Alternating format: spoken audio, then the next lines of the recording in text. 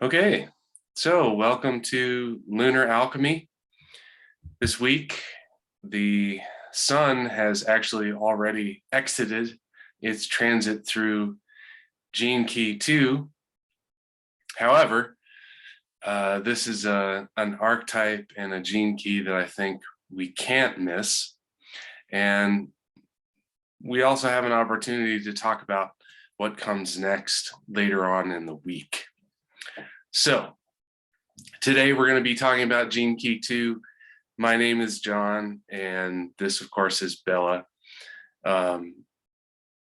This is a fantastic gene key for us to discuss personally, obviously because this is Bella's life's work. Happy belated birthday, Bella. But I've also discovered in contemplating this gene key and this archetype how deeply it impacts almost every aspect of my own life, which I hadn't really quite come to a realization before.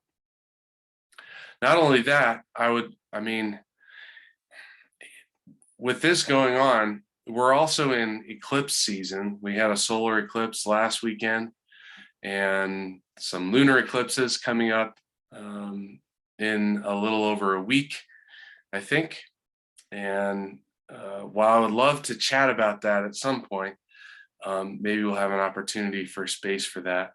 But I'm definitely having an intensive eclipse dive. My COVID was my eclipse gift. So I'm still recovering from that, although I feel much, much better than I did over the following week or the previous week. So when I think about the feminine, Bella, I'm sure I and so many people, the first thing that comes to mind is a woman. And of course, this is very natural. Most of us experience a majority of feminine energy through the female sex. But of course, all of us carry both polarities inside of us. So I was thinking about this, my life's work is the water goddess archetype. And I was thinking about this particular archetype of the feminine and what it is we might learn from the feminine if we're able to understand this archetype in a way that isn't completely defined by our relationship with woman, with mother, with sister, with daughter. Is there something about this archetype that stands apart and aside from our physical understanding of what the feminine is? And how can that help us with our integration of this potential that we've been moving through? What comes to mind for me is that the feminine energy and the masculine energy, or yin and yang, is so far before somehow was human. So these are principles of the universe, right? And I like to think about the feminine as what holds it all. So what was always there. And even in a philosophical sense, I actually like to think about it as agape, as this love that just holds and embraces everything. And I believe that is the glue of this universe, whether we have humans on it or not somehow, because that love is going to love everything equally and accept everything equally. And somehow here, if we do speak about the one and the two, the programming partner, in that agape, it's like everything is allowed, everything is embraced, everything somehow is the same. It's receiving everything. But then when we look at Eros, which is the spark, somehow that is the spark for the individuated expression of love as well. So they are just like two different kinds of love. And how can we say that one is a woman and one is a man? No, we are speaking about love and in the essence of what love is and how it expresses. And that's where I would go, understanding the energies of yin and yang, or feminine or masculine, in a way that is beyond what a woman and a man is. I love the way you were, each of your gestures while you were speaking was getting, like, it seemed to want to get wider and wider to be able to actually physically describe the space that is involved with this particular archetype. And I love that you describe it in terms of love, that the spaciousness of the love is what creates the receptiveness. Mm-hmm. Because, if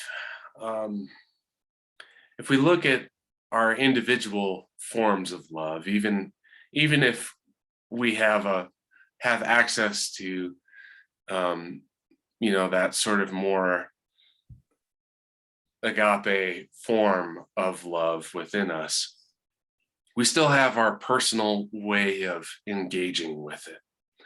And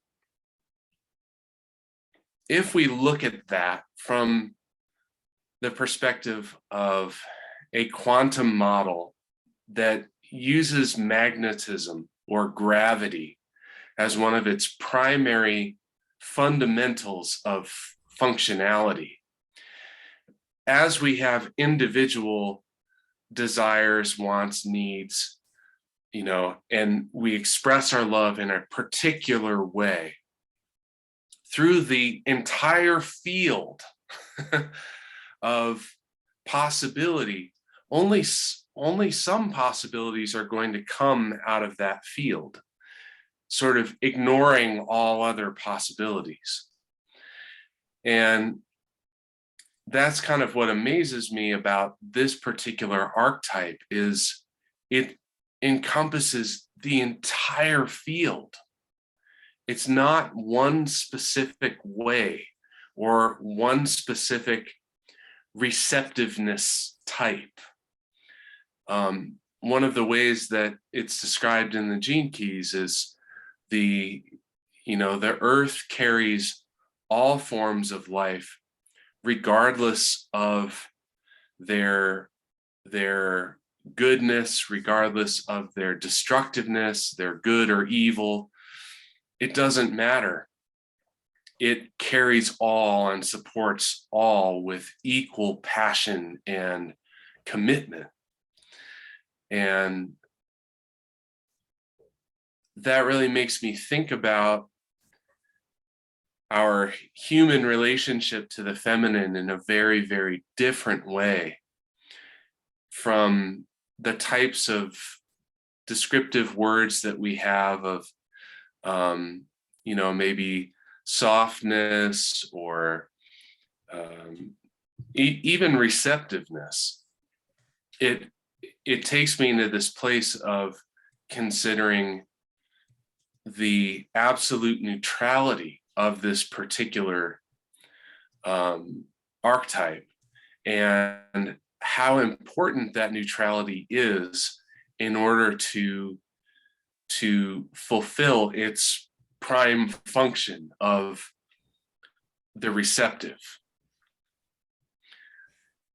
So I don't know if you have more to say about that, Bella. I have so many places that I would like to go right now, so I don't even know where to start. Well, go ahead, pick one.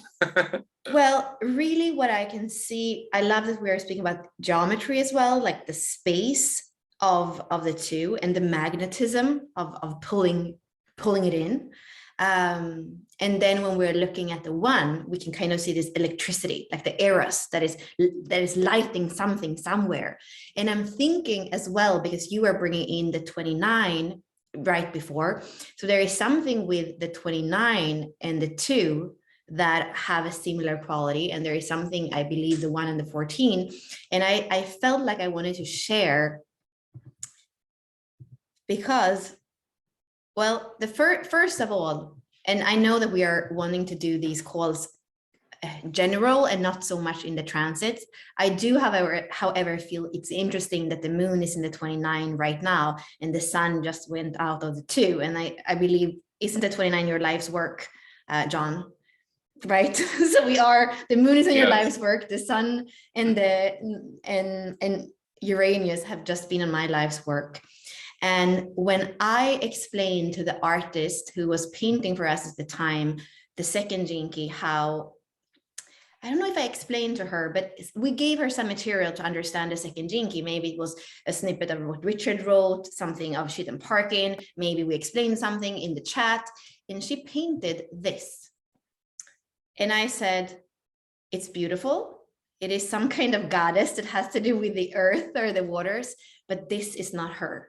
This is not my life's work. And then I remember explaining to her with all the passion in the world what the second Jinki felt like for me. And this is what she painted. And then I was like, this is her. And then somehow I just knew that what she had painted before was the water goddess. So I believe when you are saying the commitment to everything and anything, whether it's good or bad, right? Here we have the water over water hexagram. You see trigram on the bottom, that is water, trigram on the top, that is water. So here we are going to the abyss. If it's worth it, we're saying completely yes. And that is something that is a quality of the feminine.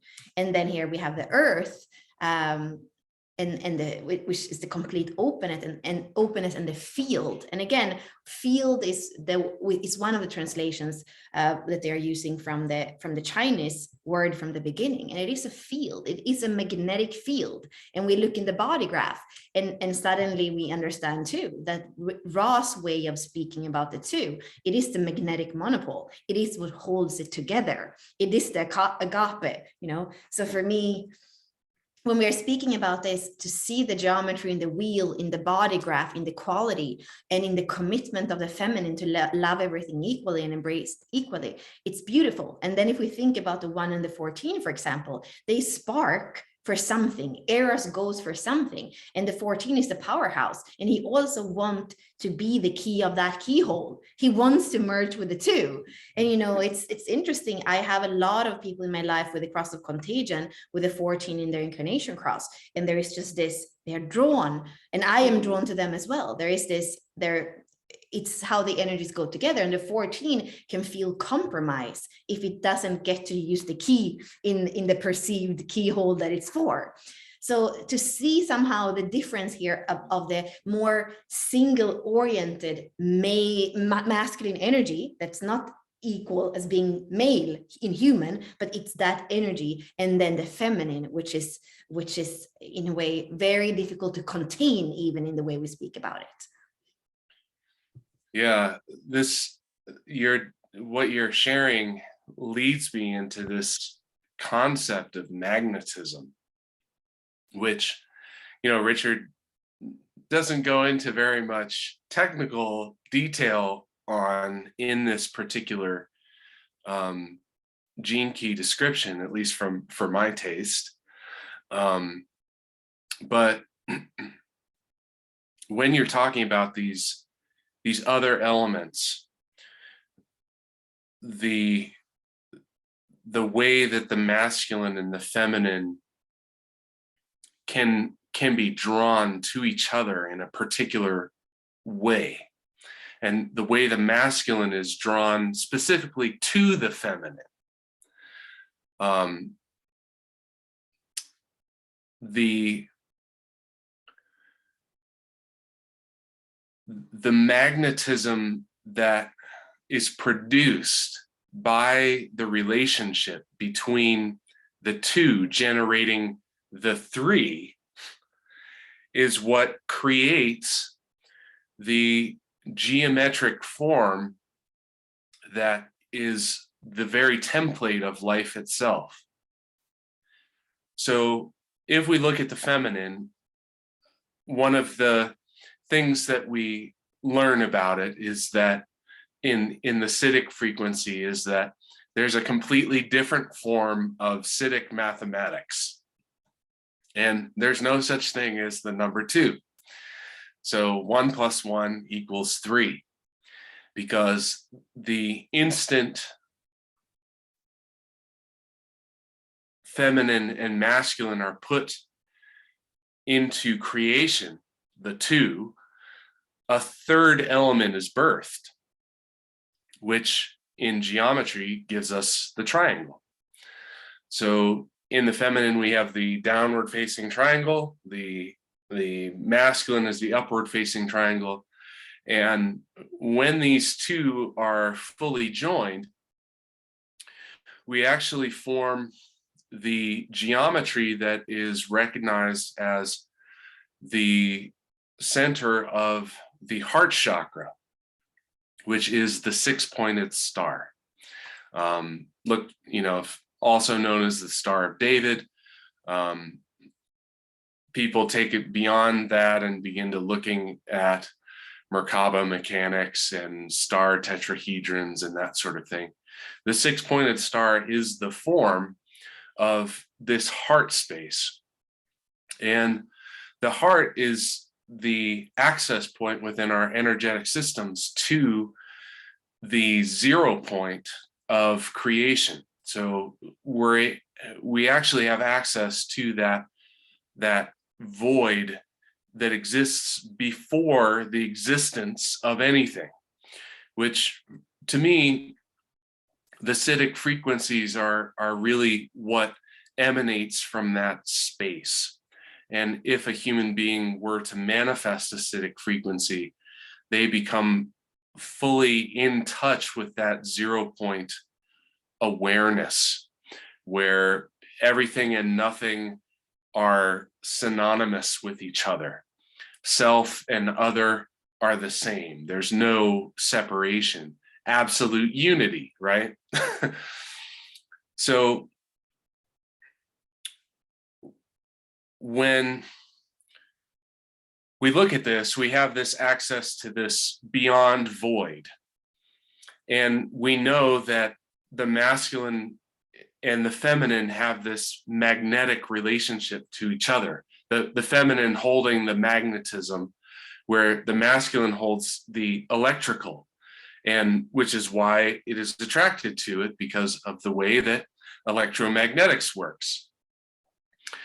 So when we look at all of this, we can begin to understand that the movements of our life that are happening around us, to us, for us, with us, however you've evolved your perspective to understand the events of your experience, there's a powerful magnetism occurring that is bringing all of those aspects into creation.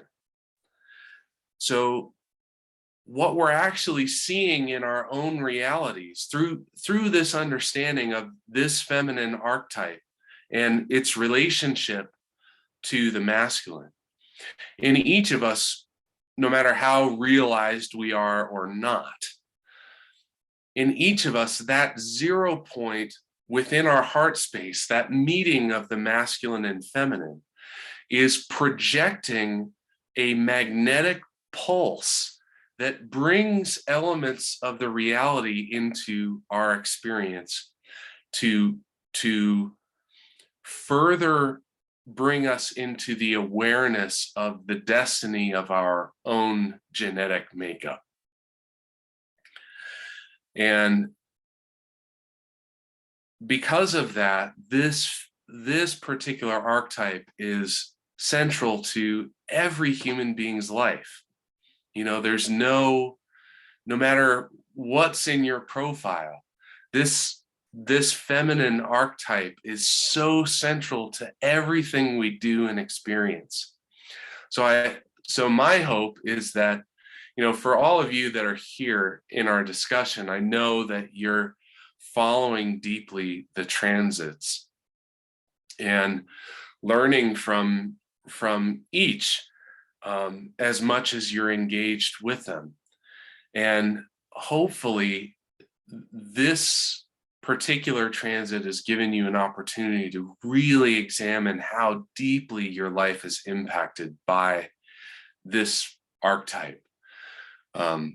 Because while I was thinking about it, I was just looking at the shadow aspects of how this gene key manifests, and I began recognizing these deep layers of where regimentation existed in my life, and how I had never separated in my perspective the difference between a committed discipline, which is part of my life's work, that commitment aspect at least, and a regimentation, which carries a completely different vibration. And as soon as I recognized the difference between my full-blown committed discipline to something that is vastly important to me and regimentation, I had a completely new opening of space, within my experience of what's going on in my heart. So Bella, I know that was I shared a lot of personal stuff there. And what I would love to hear about from you with this particular archetype is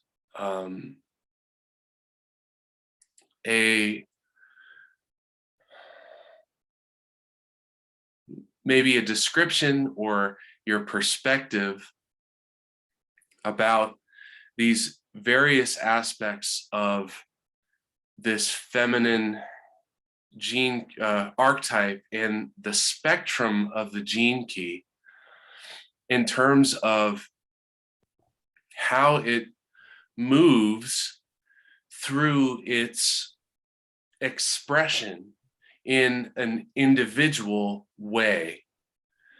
As there are all these qualities of this gene key, like either it begins with a change of our awareness, which shifts our actions, or it begins with a shift of our actions and that changes our awareness. Or there's the aspect of it recognizing as we become more in unity, our own individuality becomes more and more pronounced. It's like these paradoxes and like loops of and like you don't know where this loop has begun or ended. How does this sort of quality of the vastness that this archetype encompasses, how does this come through an individual, and what choices support that? I mean, this could be a very personal question to you about, what you've discovered in your own path, but I just want to hear your perspective about how all of this really works. Yeah, what I do know is that when you have those doubles that many of us have in different parts of our charts, for example, now we are in the 23 and some people have the 23.1 in their pearl, for example. So they have a keynote of simplicity in the line and a keynote of simplicity in the gene key, and they are in that sphere. So I definitely feel that there are places where we can accentuate a key. And when you have in your life's work the 2.4, like I have, for me, that is a double love key, because it is all about the embrace. And the fourth line is also all about the embrace. So for me, I feel like the biggest challenge has been I could say I believe that there has been a little bit of a different experience of the challenge with myself in my relation to myself and my relation to others. For me, I would say that the reactive shadow has come out a lot in my own relating to myself, in the reactive pattern of regimentation. This is how it has to be. This is the way that we have to go, very much in that reactive sense.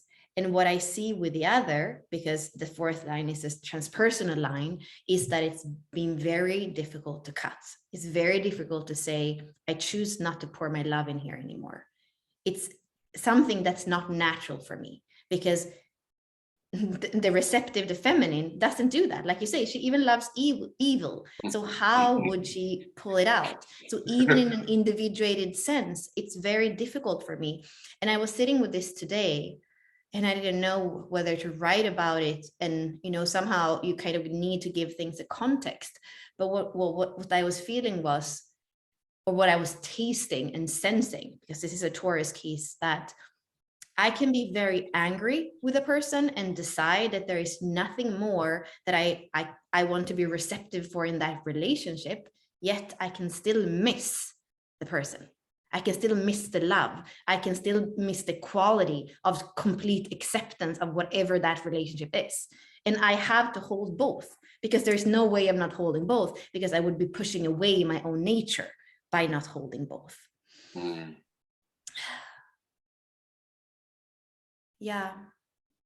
And I feel like maybe I'm going away from the personal, and maybe this is a way of how the transpersonal profile does it. But there is something where I feel that for those of you that have the second gene key and that are relating to this form of love, you know, I do feel that the most important thing is to not make ourselves wrong for that capacity of love, in a way, for that quality of love. And I always love to bring in the images that are sometimes saying more than 1,000 words. So this is the image from Sergio Arboleda, who is a Colombian astrologer. And this is his image for the two. He always makes images where there is a background color or quality, and there is like a front figure. But here, when we look at this, it's all black. So upper trigram is Earth, and the lower trigram is Earth. And here we can see it's that background, it's that holding, that agape, like we were saying. And here, usually there is a symbol where you also have two colors, because there are usually two trigrams. So for example, if we go down to the 11 that has Earth on the top and heaven on the bottom, you will see there is a symbol that is made out of that background in black, and then the white trigram, the heaven trigram on it. And there are two people here that are shaking hands in the background. And you can also see, and this is a little bit more complex, when we're looking inside the trigram, if we can see that there is an inner trigram, 1, 2, 3, these three, or 1, 2, 3, these. So that's either, and so that is going to be qualities that are inside of this trigram. So suddenly, just by taking in one other element, everything is happening. But what I think is so important when we are looking at two is that, because the quality of the background is the same as the quality of the front figure in a way, and the same as what's inside it, everything is the same. And it has this is what we all rest in. And the word that is chosen here, the verb for this hexagram, is love. And that's what we said. And I had not looked at this when we started this conversation today. I usually do it out of curiosity when we're looking at it. And it's a quality, nurturing quality of the moon, of Cancer, of Neptune. Like a love, Neptunian love is beyond human love. It's beyond that. And you know, it says to love to open the recipient, listening in silence. And somehow that is for me the quality. So even if I, as a human being, can be hurt or can see that there is nothing more to pour into this relationship, there is still a quality of me that is receiving and listening through that quality of embrace. And I can feel that almost sometimes the conflict and the paradox of that, and knowing that if I if I try to live beyond the human in this lifetime, it's not always the best thing to do. So how to with people that have the 1 and the 2, especially like in the activation sequence, what I always say to people that come to me when I work with them, if you have the 1 and the 2 in your activation sequence, the vastness of your life, that what you have to hold in one human experience is so vast that I cannot possibly explain it to you, but I can tap into what you feel, and I can listen in silence for you to tell me what it is for you. And that for me is part of what this key is conveying to us, and the nurturing that she has when we allow her to be that, and we don't change it to be something else. Because it's very easy for us to put those other qualities on her, especially in human design. Oh, she's showing the way. Oh, she's the driver. She's doing. But remember, this is the most receptive of anything that the universe is made up of. Yeah. So Bella, we had someone has asked if we might see the 1 from this artist just as a contrast. And that actually, that asking about seeing the 1, this is kind of interesting to me, because it seems almost impossible for us to discuss the 2 without then it drawing us into the 1. And this was one of the things that I had often thought was unusual about the I Ching, was that it began with the first hexagram, which is creation. Because when creation happens, but there's no field for it to be sown within, there is no creation. That's nothing. and this feminine archetype, when you really get into the mystical layers of creation or of alchemy, it is this feminine that is kind of the primary existence through which creation can take place. And creation being the mode of the first gene key. And when I was kind of looking at my own discovery around regimentation and recognizing that the difference between regimentation and a committed discipline, I began recognizing these qualities of the masculine within that committed discipline. And I was like, oh my gosh, here, like even within the feminine, you can see the masculine being given birth from within this gene key and the way that it functions. So I would love to see the 1 also, if you have it, Bella. I don't know. I mean, nothing can make me more happy. And this is not even my work, but I'm the only one, I think, that's sharing it in English, which is like already a joy for me, because part of what I'm here to do, I guess, is to bridge the gap, between languages and between symbols. So this is the 1. So you can see here we have the same hexagram on the top and on the bottom, the heaven hexagram. And if we look inside of it, these 3 is still going to be the 1. Or if we look here, these 3 is still going to be the 1. So what you look at here, the background, the figure, like everything. Here, on the other hand, there is something. It's not just the void. There is something here, right? So, and is this the hole that you shoot in? Or, I can see some kind of single-mindedness or goal when I see this symbol here.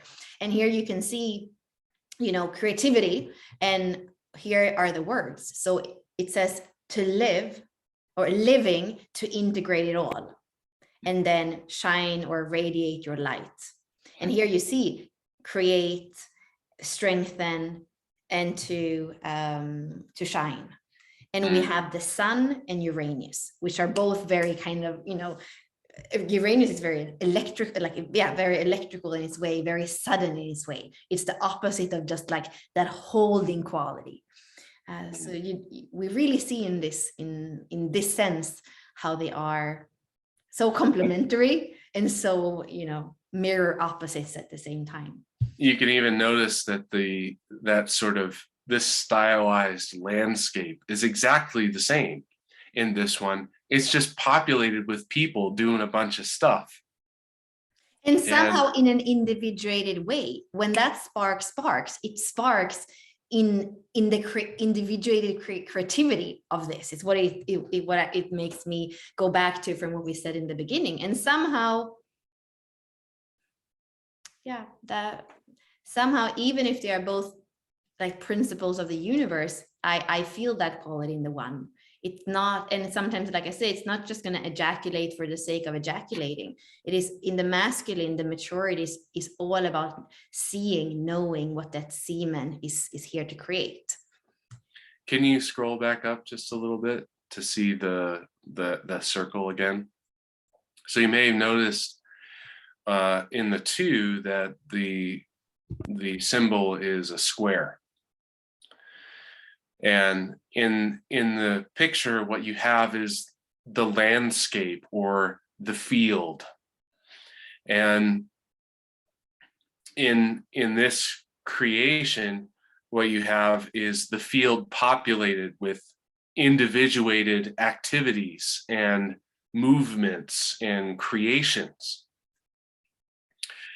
And when you look at alchemy, the primary form of alchemy is a circle with a triangle inside it. Inside that triangle is a square.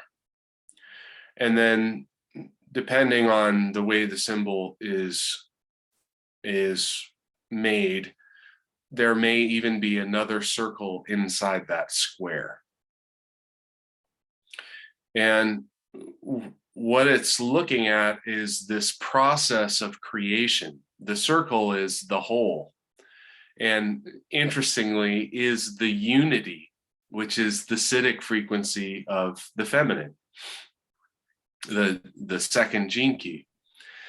And once that circle has 2 created within it, because there's just one, there's no differentiation. In fact, there's not even an existence that you can speak of, because the unity of absolutely everything is a non-existence because of the way that the paradoxes work or whatever. If there was an existence, it would mean there's a non-existence, and that means there's 2. So the circle in and of itself is this symbol of pre-existence that is without non-existence as well. And then within that becomes the Trinity, which is the 1 + 1 = 3. And within that is the square. And the square is the landscape. It's the area or the spaciousness through which love can be directed in an individuated manner, which then leads you to the one. And that's,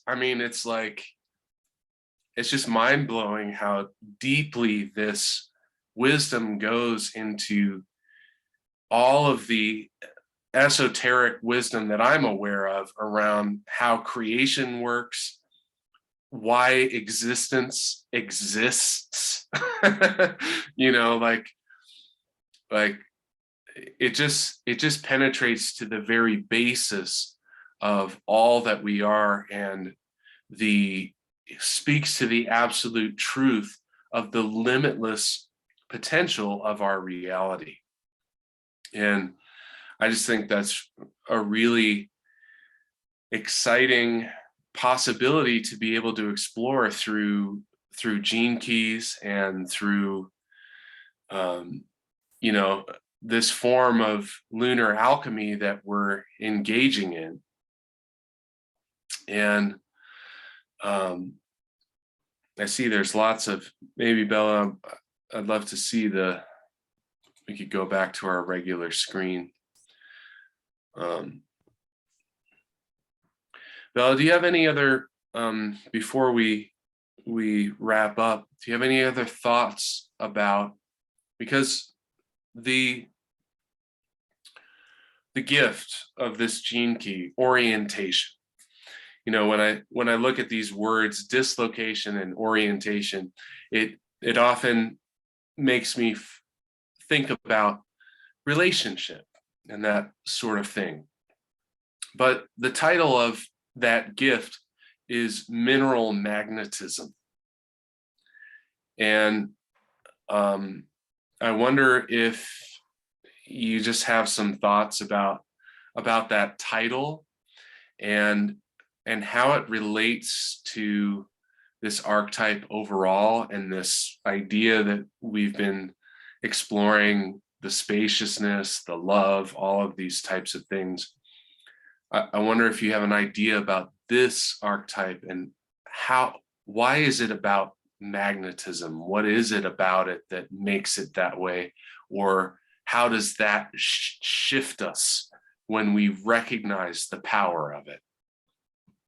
I guess I need to simplify a little bit because I know we don't have that much time. Yeah. For me, when I think about the two, and I think it goes back to some of those misunderstandings that we can have through the human design if we are not really understanding what the form principle is, and that the whole point with human design is to come back to the body and become the passenger of the body, right?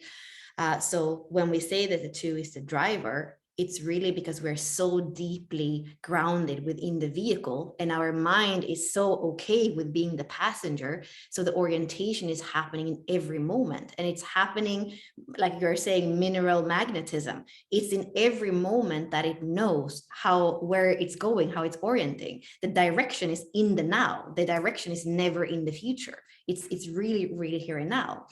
And what comes to mind is also the 7th gene key, which is also a lot of yin lines. And the second line in the hexagram is a yang line. So it's only yin lines, and then it has a second line that is a yang line, which is actually more future oriented.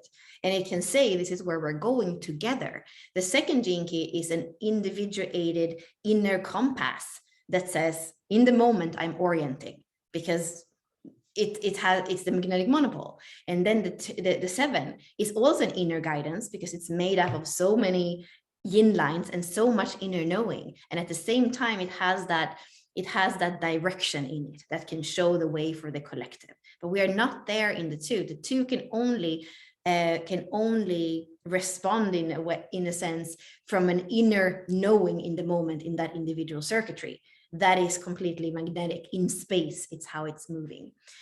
And what I wanted to add, just to kind of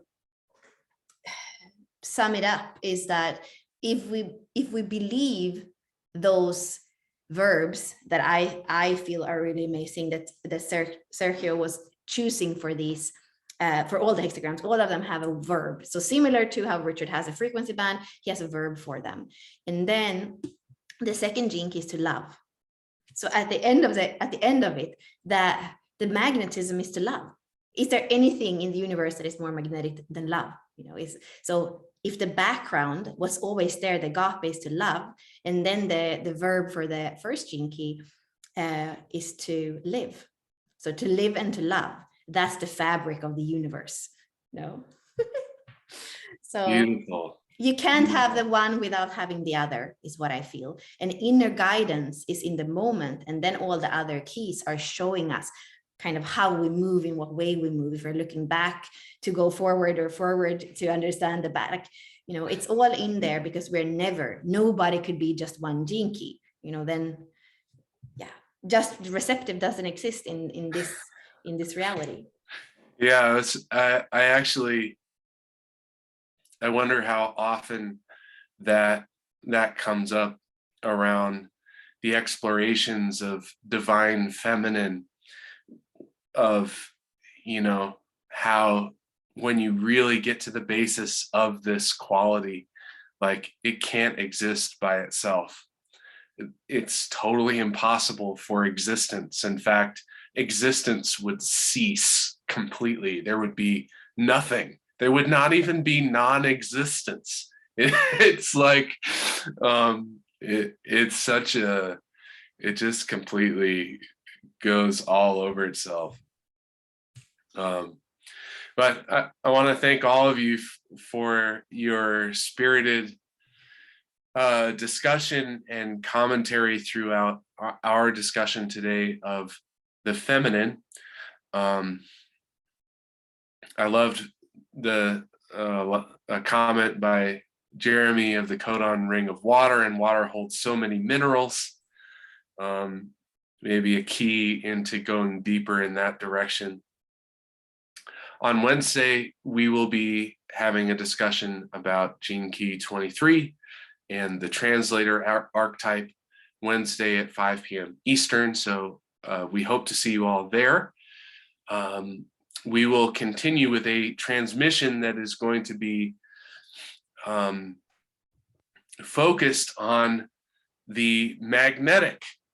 And one of the things that I began to learn through magnetism is how at even a subatomic level, our entire reality is